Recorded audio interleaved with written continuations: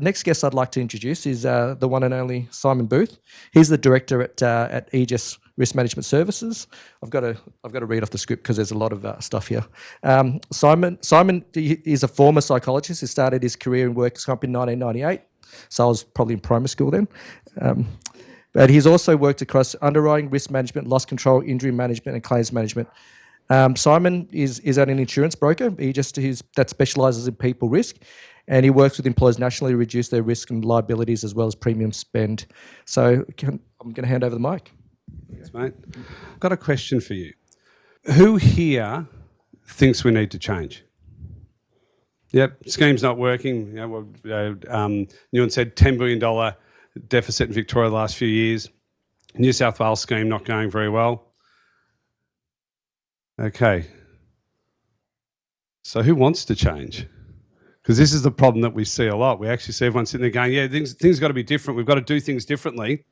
But then when someone says, well, here, let's do this different, people go, no, but it's easier to do what I've always done. Now, as Ewan said, I've actually worked out, I've been doing working in workers' compensation and people risk for a quarter of a century. I obviously started when I was 4. And I've, in retrospect, have looked back and think we've been doing it wrong for probably 20 years. Right? But we haven't changed. What we're still applying today is something that was leading edge back in the 90s. So I am a big fan of stats. I'm going to bore you with statistics to start today. But let's start here. We know, and I'll show you the data on this in a minute, that from a safety perspective, we're now, with the current approaches and historic approaches, we're not making the great gains that we made. Now, that's not to say we don't need safety. Of course we need safety. Right? That is the foundation of what we build it on. But we have to look beyond what we're currently doing if we want to make change. We know employers' premiums are going up, 42% here last year, 8% over 2 years in a row in New South Wales, and I think they wanted about 32%, but the government didn't pass it. So our 2 biggest schemes are failing. Looked at the changes that WorkSafe's looking to bring in, but those changes are going to hit the front end and they're going to hit the back end. What drives your premium? By the time someone hits 130 weeks, it's actually starting to fall out of your premium. It's all those weekly benefits paid, the estimates during that 130 weeks that are actually impacting on you. And nothing I've seen in these changes is actually going to change that. So if we look at, and this is a great little article I stumbled across a while ago, it's good when you have a concept and then you're able to find information to prove your concept. OHS Intros actually said that there's evidence of safety hitting the wall, or more correctly, hitting the floor. Safety has entered a phase where many obvious risks are now managed in workplaces, and only incremental reduction is possible with the current strategies and workplace risk profiles. And I'll show you a good graph in a second that backs that up. On top of that, anyone know Alex Colley? Yep, if you haven't read any of his work, follow him on LinkedIn. He is fantastic in this space. There's a lot of research around return to work, around injury management.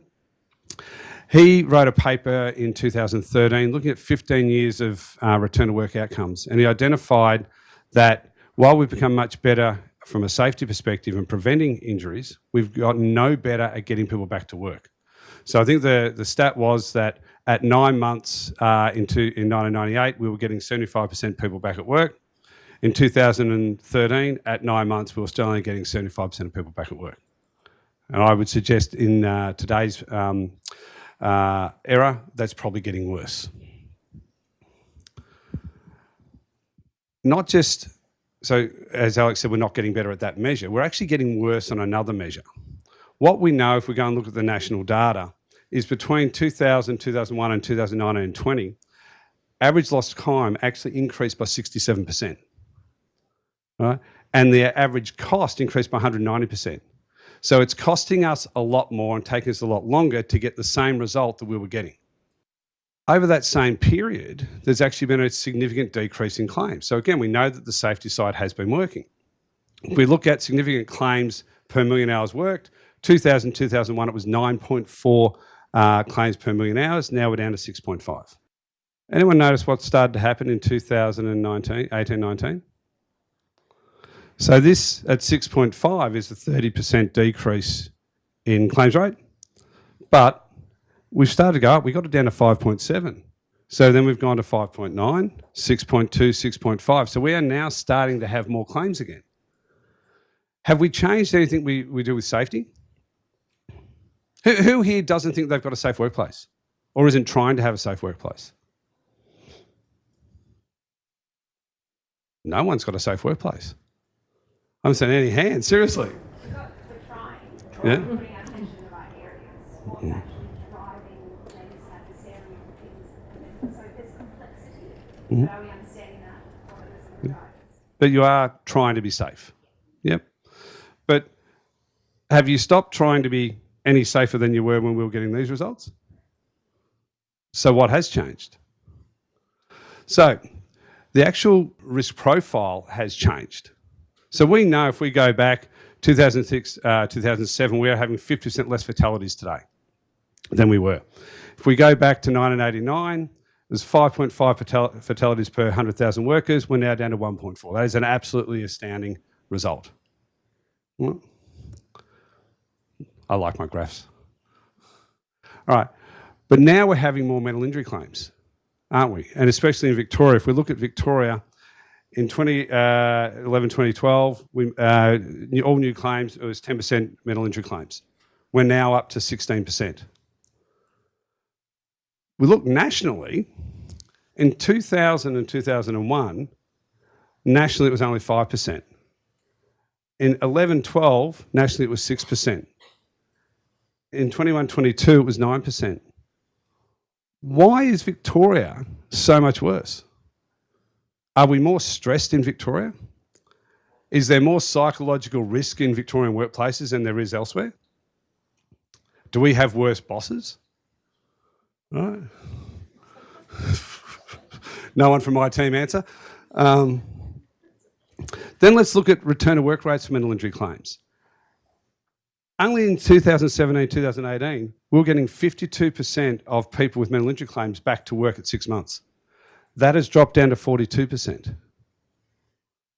So I kept going through this. What has changed? Right? And what it is what we have been applying for the last 20, 30 years does not work today. And that's the thing we have to look at. This is a bit old, this graph, and it gets much worse. This is what happened with claims in Victoria. So we saw a steep decline. So we go to 1985, we were having 70+ thousand claims a year. A huge decline down. We get down around the 30,000 mark. We sort of stayed there. We're starting to see a little tail. This is an old graph, a little tail here. And the average cost has now exceeded $15,000. So we were headed in the right direction. What's changed? And what I keep going back to is it's the fact that nothing has changed, and that's what's causing the problem. We are failing to adapt to what's going on today. So we have two issues to address. Risk management, we need to reduce the number of claims, and loss control. We need to improve return to work outcomes. And we can do that with one concept, and that is people risk. Who here, without reading on the screen, actually understands what people risk is? Well, people who are my clients, look at that. That's a good one. All right. So people risk, if we read the definition provided by Blaker and McConnell, the risk of loss due to the decisions and non-decisions of people inside and outside the organisation. Let's simplify that. The risk to your business based on what your people do and don't do. Simplify that even more. The risk to your business based on what you allow your employees to do or don't do. Right? Most employees are lazy, they want direction, they're trying to do, they might be trying to do the right thing, or there's very few people who are deliberately trying to put themselves in harm's way. Whose job is it to ensure that people do the right thing in the workplace? Supervisors, managers, right? And we look at it these days that your probably biggest risk to your business are your managers and supervisors. We've got Jaden sitting somewhere here from Altus who's going to talk to you about how you can get better results and better output from your managers to contain this risk later on. So people risk at an employee level. If we look at this, we look at the person who here has people who use trucks? Garbage trucks, yep. All right, what do we know? That you should actually 3 points of contact, climb out of the cab. What do a lot of drivers do? Jump out. What does that cause? Knee injuries, right? People working in factories, warehouses who apply poor manual handling. All right. People who just do stupid things. Who remembers the case years ago of the chippy who decided it'd be a great idea to fire the nail gun at the apprentice and shot the apprentice in the eye? Right. So we have the people just taking shortcuts through to people doing blatantly silly things. All right. If you look at a management supervisory level, they can be overt. So it can be they are bullies. They want it all their way. They do favouritism. They exclude people. Or it can be just they're not doing their job. There's conflict in the workplace and they're not actually addressing the conflict. Right? They've got someone working too many hours and they're not having the conversation with that person about why are you working 12 hours a day. Because for me, that's one of two reasons. Either there's too much work and that's a resourcing problem, or the person doesn't know how to do their job. Right? And that's a skills problem. If there is conflict, what is the manager doing to actually address that conflict? If someone is working in a dangerous manner, what is the manager doing to address that? Who here's had a manager say to you after an injury, you knew something like that was going to happen, he's been doing that for months? Yeah, we cop it all the time. We start talking about claims and it's like, well, if you knew about it, why didn't you do something to address it? Now, why don't managers do something to address it? I love talking about this. We often hire the person who builds the best widget. Right? Is that person necessarily the best person to deal with people issues? No. The person who builds the best widget, do they even want to deal with people issues? No. But everyone thinks they want to manage until you manage. Who here is a manager? Put your hands up. Yeah. How much of your day, of your planned day, gets taken up by people issues in the team instead of getting what you see as your job done? Everyone's asking for a pay rise now, Skip. So managers have to understand that what they often see as not their job and getting in the way is actually the most crucial part of their job. That people engagement, that keeping people on track, that motivation, that growth is their role. And if all they're seeing is going, well, this is getting in my way, I don't want to deal with it. Or if it's, I was promoted from internally, and where's Trav sitting? Trav and I were mates. I've been promoted above him. Trav and I like to go for drinks on Friday night, but I've got a performance manager, Trav. Do I want to do that if I'm going out for drinks with him on Friday night? Is Trav going to want to go out for drinks with me on Friday night if I've just performance managed him? So my friendship now starts to get in the way of my ability to do my job.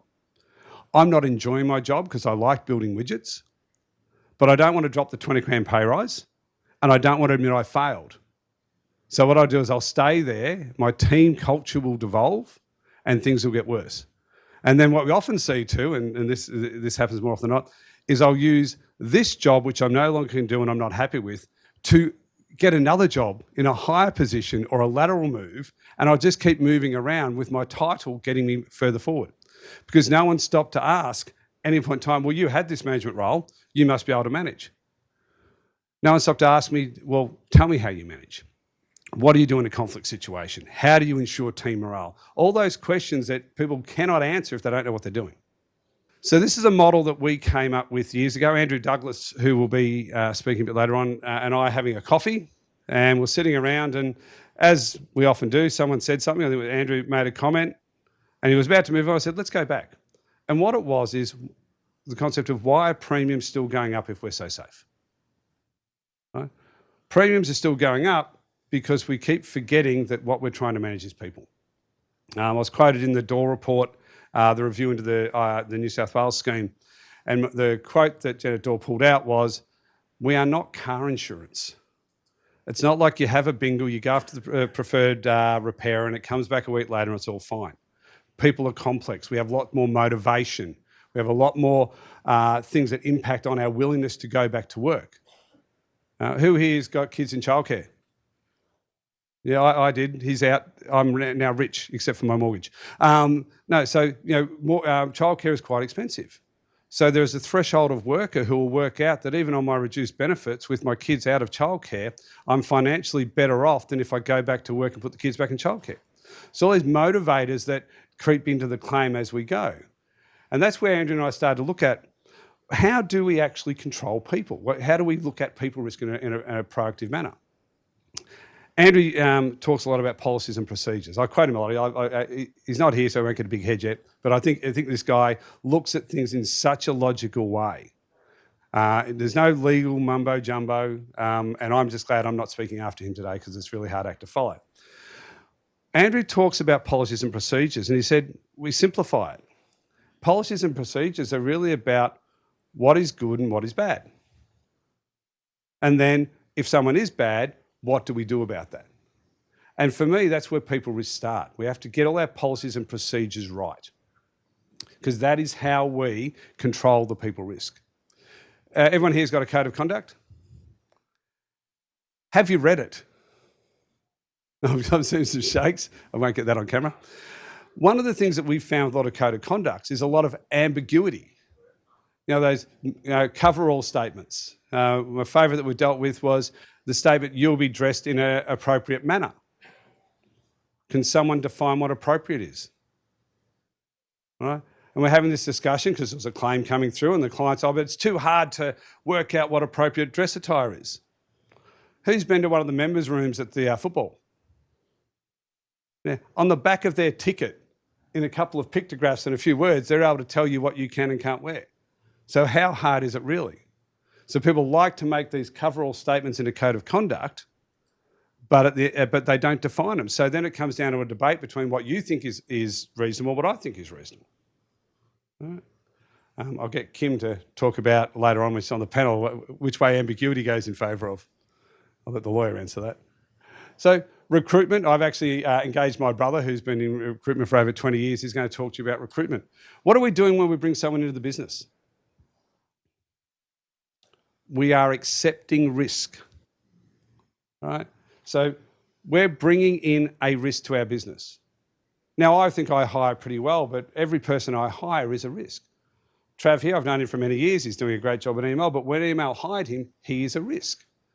What they're hoping is they know the risk, they've done their research, and they're bringing in as little risk as they can. But who here, during COVID, and be honest, just hired people because I needed someone in a seat? And we were talking to a lot of clients around that period after COVID when the country was on fire with, there's no unemployment, everyone had jobs. And they're like, I can't get someone. We just had to hire this person.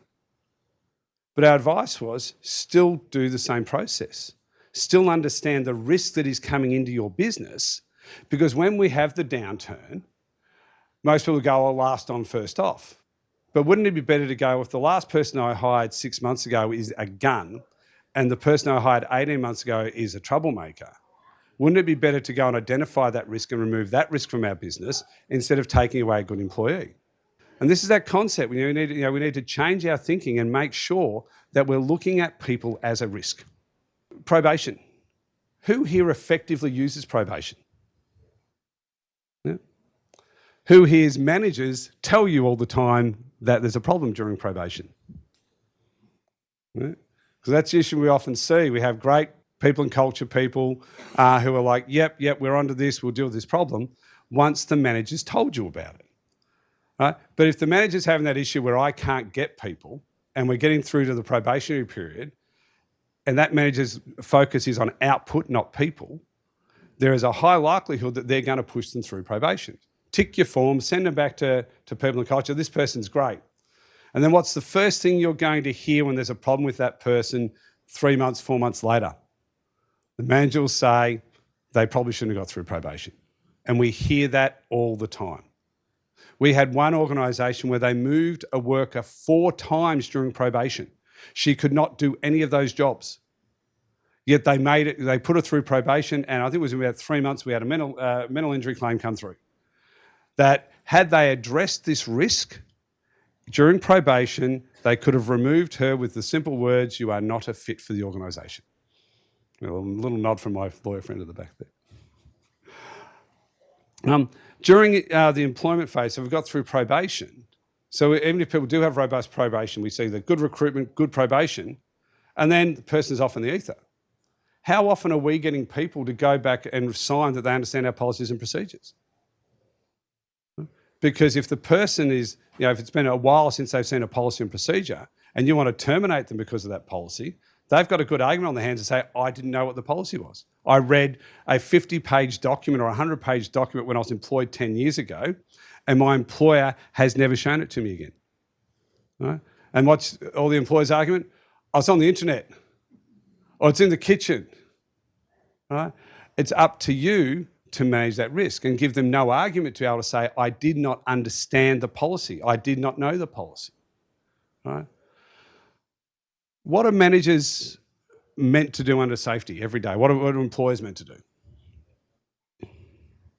with their staff? They have an obligation to ensure that their staff are fit to do the job. Yeah? So if I'm dragging a leg in, it's really up to my manager to probably pull me up and say, can I do the job? How many people are out there working in your organisation who are either unfit, either physically or psychologically, that your managers don't want to have the conversation with? Well, and then what happens if that injury is aggravated in the workplace? That's now on you for the period of aggravation. And we've seen some nasty aggravations recently that have led to the need for surgery. And once they have that surgery, you're on the hook for complications of that surgery, and that claim can run and run. Right? So teaching managers that it's not just enough that, okay, we want 40 widgets built today and that the 40 widgets come out, that they have an obligation to ensure that their staff are fit to do the job. Because the Act also says that I'm meant to ensure that I'm fit to do the job. But if I'm not fit and I go to work and I get injured, am I not going to get a claim because I didn't tell you? No? No? And if it's obvious that you should have known that I wasn't fit, does that actually bring in other potential legal ramifications for you as an employer? So we've just worked with the wonderful guys at Hook Media, who did get everything working here today, to do a campaign for the meat industry for ageing workforce. And the whole concept was speak up, because what we know is older workers want to get through to retirement, so they'll work with injuries and struggling. The employers just want them to get to retirement so they don't have to deal with the issue, and no one talks. How many people here have had people in their early 60s, mid 60s get injured not long before retirement? Yep. And do those people come back? We know as people age, they recover, it takes them longer to recover.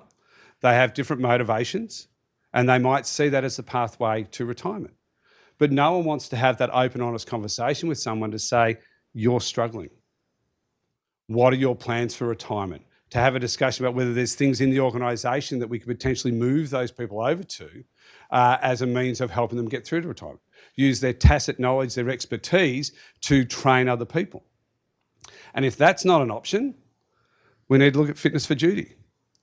If someone is not fit to do the role that you hired them for, why are you keeping them? So legally, you can look to remove the risk from your organisation if someone is unable to do the inherent crimes of the role. And I'll get you to talk to Kim about that later on in the panel as well. Kim does a lot of that work. So what we see with a lot of employers is they're not hitting any of these things to do with people. They're good at production, they're good at the workplace safety, but they're not actually looking at what's going on with their staff. Right? Who here's done or has heard of mental health first aid? Yep. As a former psychologist, I hate it. All right? Here's why. A, there is some documentation coming out, some research coming out now to say it actually doesn't help. But it's about dealing with a critical incident. Just as if I've fallen over and broken my leg, you've got first aiders who'll go and deal with that. It's about dealing with a critical incident. How many people have actually had someone in their workplace have a psychological episode? But not, and how many of those have you had? 2. In how many years, Skip? No, how many years of your working life? 25, right? What we're missing is we're not looking at the devolution of the person, how they devolve, right? What we should be looking at is not waiting for someone to have an absolute crisis and break down and go, oh, well, I've been trained to that, I'll go deal with that. Our managers and our supervisors should be looking for that change as it occurs, right? So I like to present pretty nicely, but if I'm coming into work and I'm not shaving, I'm wearing yesterday's shirt with stains on it, that's probably a sign that something's changed, isn't it? Or you just haven't done washing this week. So but if I'm starting to change. If I'm crankier, if I'm not engaging with my staff, these are all signs that from a psychological perspective, I'm starting to devolve. Right? So that's when we want to be talking to people. We want to actually be talking to them when we see the change. Not, I don't want to have that discussion because it's too awkward. I'll wait for them to absolutely blow up. Or with any luck, they might just leave the company.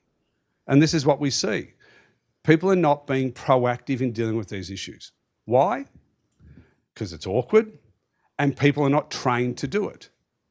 Our widget builder, how's that person going to go at having the difficult conversation with someone about their psychological health? Right? So looking at that entire employment piece and looking at how people are going, looking at the skills of our managers to manage teams becomes very important. And if we look at where things are going, someone's saying, oh, we're waiting for the psych regs to come in. Well, don't wait, because we've already had 2 prosecutions for breaches of psychological safety in the workplace in Victoria. So we need to be getting our managers to focus on that now, because whether those regs pass, psychological safety is already in the legislation. Then we start looking at what do we have to do when there's a claim.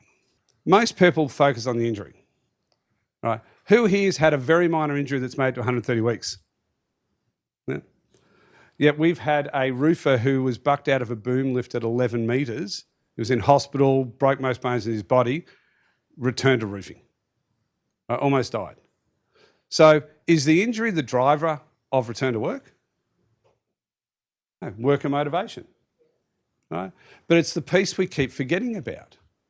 iCare, with my response in New South Wales, was about iCare's algorithm that they created that was going to tell them how long a claim was going to run. But there's no algorithm that's going to tell you about people. Right? You can do all the AI you want. You don't know everything about me. You don't know all my motivations, all my pains.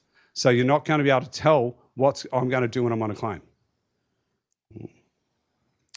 So one of the first things you need to do is actually understand your workers. And who should be understanding your workers in your organisation better than anyone else? Managers and supervisors. So at the start of a claim, that's the discussion you should be having with your managers and supervisors about what is this person like. Who here likes to dispute claims? Come on, be honest. We run a whole workshop on it. So, but what we often get when we're dealing with people issues, it's performance management, something like that, and we want to argue it's reasonable management action. But we want to make that argument now, whether we've done the work or not. Right? So training our managers and supervisors in what they should be doing. Because I've seen a lot of things where people and culture have got everything perfect, but there was one interaction between the manager or supervisor and the worker prior to the engagement of people and culture that was unreasonable and gets the claim accepted. All right? So you see here, I'll keep coming back to managers and supervisors are your biggest risk, but also your biggest key to controlling people risk. Let's talk about emerging risks. Anyone here know what an emerging risk is? Yeah. So something coming up. Yeah. Demographics, technology, something we haven't adapted to. So when I look at a workplace, emerging risks is that activity bubbling away under the surface that's about to erupt. We're going to talk with Kate and Matt from some of the councils about how they've been applying that. I'll give you some examples. Who here's got people who work long hours? Right? Yeah. Right. We had an example of a company who called us and said, look, we've got a lady, she's been up for a promotion, we've got a performance review coming up, but her performance has deteriorated. Not only aren't we going to give her the promotion, we're probably going to performance manager. And we keep talking, and it turns out this lady's working 12 hours a day. She's got some issues in her home life, doesn't want to go home, she's working 12 hours a day. And they said, so if we performance manage her, can we stop a claim? And I've gone, no. I said, why? She's working 12 hours a day. There's no way to argue around the fact that she's working 12 hours a day. And she'll say, I'm working 12 hours a day, I'm stressed, that led to the deterioration of my performance, and they've done nothing about it. If we go and look at the moment with the psych regs coming in, there's a lot of work about job demands. So if someone's working 12 hours a day, the argument would also be from a psychological hazard perspective that there's too much work for that person. Now, wasn't actually the case. They had, as I said, a lot of issues in the home life. They did not want to go home. that was actually causing a lot of the stress. They disclosed, which I won't go into, what was going on. That was leading to a lot of her stress as well. They said, can we throw it onto that? We can throw it onto her home life. I said, no, because she's working 12 hours a day. Right? So instead of allowing them to do the review and upsetting her, and she lodges a claim because now she's annoyed with everyone, we said, why don't you look at it differently? Why don't you not do the review? Why don't you bring her in as two bosses who are actually caring and actually say to her, we know this is not you. We're not going to do the performance review today because we know this is not you. We know that you're struggling. But moving forward, you are not to work more than 8 hours a day unless one of us approves it. And we practiced this with them, and they said, you're right, her face dropped. Her face dropped because she did not want to go home. They knew she was a gym junkie. So we got them to buy her a 12-month membership at the gym up the road. Now, that does bring into the fact that we've paid for it. Then if she gets injured in the gym, it might be a claim. But I'll take a soft tissue injury or a strain at the gym over a mental injury claim any day of the week. She starts going to the gym. They call us, would have been about probably 3-4 months later, and they say she's completely turned around. We've given her the promotion. Things are going great. She was addressing those other issues outside of work as well and moving forward. Now, we did not end up with a claim because instead of waiting for it to reach its natural course based on the path we were going, we came back and looked at the risk and looked at what could we do to actually address that. Right? So by addressing things earlier, we can control them. On top of that, we'd also done another thing. For 4 months, this lady had not been working 12 hours a day. She'd been working 8 hours a day. So from that point on, if she lodged a claim for stress, we could argue reasonable management action. We could do all those things and potentially then throw it into her other life. Right? So we're not all touchy-feely, like it was a good outcome for her. But the other thing we're trying to do there is take away the risk to us, which was this lady was working too many hours. Have a retail company that we do a lot of work for. One of the people who does the design, so they're lifting couches, doing those things to take photos, informed them that she was 12 weeks pregnant. They came to us and said, well, what should we do? I said, assess her job. So we got in a rehab provider, they assessed the role, they identified all the heavy lifting, and we took that out of her job. She stayed there, but we took that out of her job. Who here has had the paid maternity leave claim? Someone hits about 30, 31 weeks and they throw in the claim and you're on the hook for pretty much until they come back to work. I'm seeing a few nods. We got that. At 30 weeks, she's come in, doctor says I'm an at-risk pregnancy, and he says it's to do with all the heavy lifting I'm doing in the workplace. What we were able to do was actually show the insurer that we'd assessed the job 20 weeks ago. We had removed all the heavy lifting. We had witnesses to show that we had removed all the heavy lifting, witnesses to show that she had not done any heavy lifting at that time, and we're able to get the claim declined. Had we not done that work 20 weeks earlier, what would have happened? Claim would have been accepted. So the whole concept of emerging risk is to get your managers and supervisors to be talking to you about what is going wrong or what is about to go wrong so you can deal with it then and there. And sometimes it'll be, Johnny's coming in, he said he was guarding on the weekend, he's got a really sore shoulder, and we know Johnny does a lot of work above shoulder height. So what we can say to Johnny is, right, this week, just for the week, we're going to change your duties up a bit. We're going to get you to not be doing any work above shoulder height. And we might throw you into our on-site physio or whatever we've got to do a bit of that treatment. All right? So what we're doing is stopping Johnny coming in with his own injury and aggravating the workplace. But if our managers aren't attuned to think that way, if the manager's just like, well, whatever, get to work, and Johnny tears, the little stiffness becomes a tear, who's on the hook? So the other one, and this is almost as horrible as it sounds, claimant profiling. We touched on this before. When we get a claim, there is a wealth of information in your organisation about the people who work there. Your managers should have this information. They should know about them. Your payroll system should capture it. All right? So what we want to start looking at are things like absenteeism. I came up with a saying a while ago.